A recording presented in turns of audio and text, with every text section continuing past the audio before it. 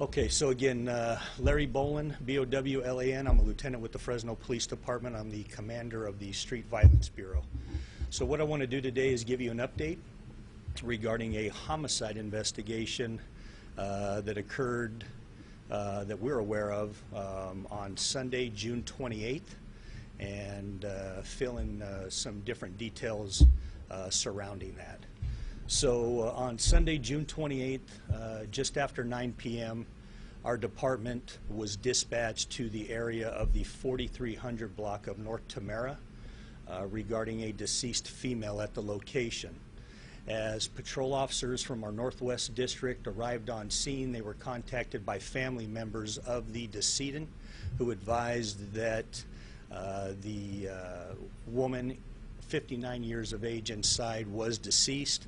Officers went inside to check on her condition, and at that time they did see obvious signs of trauma and that the female had been deceased for at least a couple of days.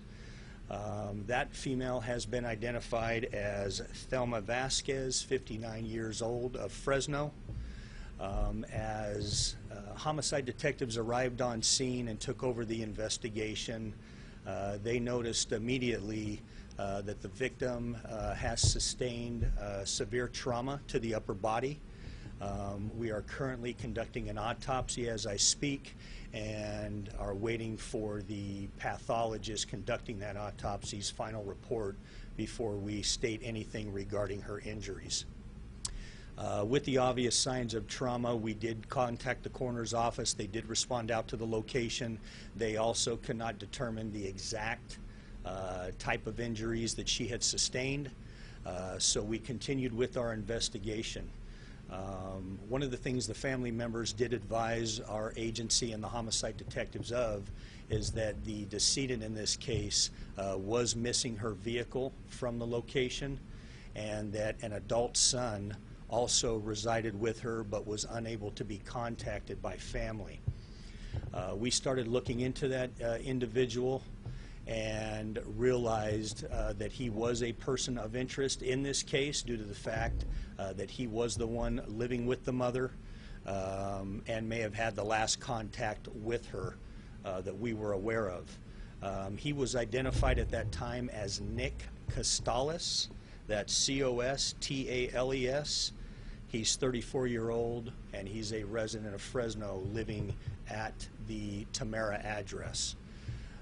Homicide detectives pushed forward with their investigation, and we immediately entered the decedent's vehicle into our stolen vehicle system and put a hit out on that it could be involved with the person of interest in this homicide investigation. That occurred in the late evening of Sunday, June 28th. As the investigation continued throughout the night and into the next day, we received further information that the vehicle had not been seen by any other relatives at different family members' houses throughout the Fresno area and surrounding counties. We ended up having several units out looking for that vehicle. We made sure there was a statewide broadcast for that, just to let other agencies throughout the state know that it may contain a person of interest with this homicide, and we did provide the name of Nick Costales with that information.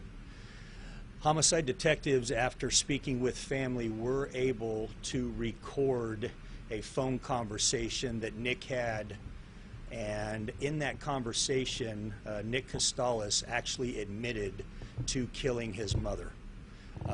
With that information and the further follow-up we had from Sunday, we immediately got an arrest warrant for Mr. Costales and had that entered into the system.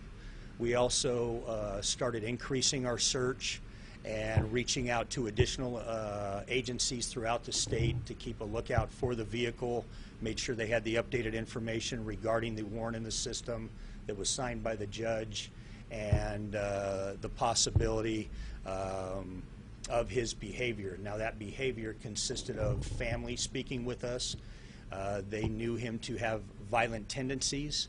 He was also a drug user, and he also had bipolar. With that, the subject was actually located in the latter part of yesterday afternoon down in the city of Montclair. He was contacted by officers with the California Highway Patrol and Pomona Police Department, and due to that traffic stop, there was an officer-involved shooting, and at this point, Mr. Costales has passed away while in the hospital late last night. And with that, I'll open up any questions. Okay, was the mom found in her residence? Where was she located, and did other family members discover her and then call police? Yes, so the mother was found inside of her residence. She had not answered her phone call for a couple of days, had not gone to a family gathering that many of the family members expected her to be at. So a couple of the relatives went over to the location. They were able to get into the residence through the back door and found their family member inside deceased. Do you have any motive? Did he say what his motive was? During that phone conversation, he did not mention anything specifically about his motive. At this point, we have a pretty good idea of what the trauma on her was caused from, but again, we don't want to release that until the forensic pathologist has made that final determination. When he was tracked down, do you know why he was being pulled over? He was being pulled over because we had a hit in the system for that vehicle as being stolen from the mother and possibly taken by persons of interest inside the homicide investigation, and his name was provided to the other law enforcement agencies as that. So they just stumbled across it while he was driving, or? Yes, when they contacted him, yes, they found the vehicle. We had put a broadcast out, the description of it, the year, make, model, license plate number, and officers were able to locate that and followed it into the city of Montclair. We don't, and we're still looking into that. We know he did have some family members out of town, but in that specific area, we're not sure yet if that's the case. Did he have a military background? He did have a military background. I don't know why he either retired from the military or was discharged. That information hasn't been provided to us yet, but we're also looking at that. He was in the Marines, according to the family. And in regards to the actual officer-involved shooting, I won't get into that. That's an ongoing investigation by the Montclair Police Department. I have spoken to a supervisor at that location, and they said if the media does have any questions, they can just inquire through their department. But they're continuing to handle that officer-involved shooting down there in their city. Were any of those officers injured? None of those officers were injured by gunfire. I do not know if any of them were injured for any other reason. Pomona Police was also involved, right? Pomona Police and the California Highway Patrol, as far as I know, were just the two agencies at the actual traffic stop with the suspect.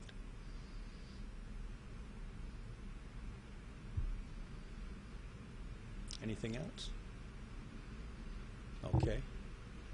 I'll try to get you folks a photo within the hour on the suspect. We won't be releasing anything at this point, probably on the decedent, and I'm still going to respect her and her family's wishes for that for now.